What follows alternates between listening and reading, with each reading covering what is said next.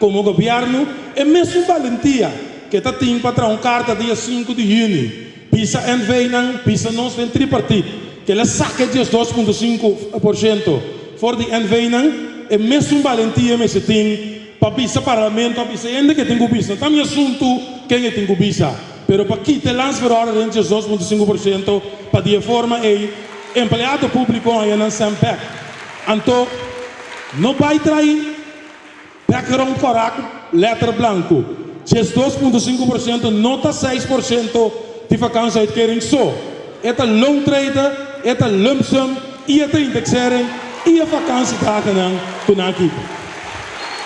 Kemente, nós três gostamos bom claro adiante, governo sua posição, a posição que de facto é seguir assim, o que outro governo não está assim, e é seguir implementar o lançamento riba nós, sem que quite 2,5%.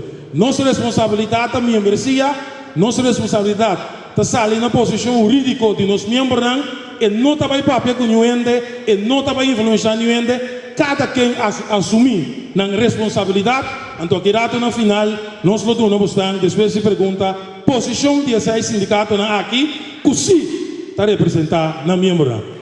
Nós tursa que esses 2,5% aqui danificar para nós tursa que ela guarda imponer riba nós, não tem keuze etatal, mas ela guarda imponer e nós tursa que está primi e também que nós não vai seguir aceitar essa aqui mais.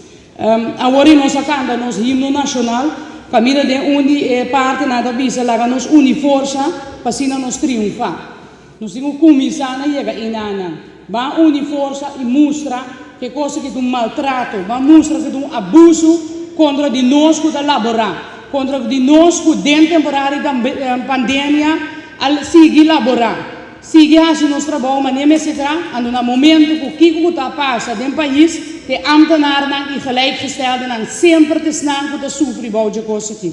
E ponto está, nós não também guarda riba topinkomens, normering topinkomen, para por atender com 2,5%. Tá basta que coisa aqui, duna nós lo que nós tem direito riba de back, ando duna nós é mesora.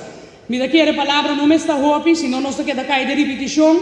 E ponto está, 2,5%, nós não por aceitar mais.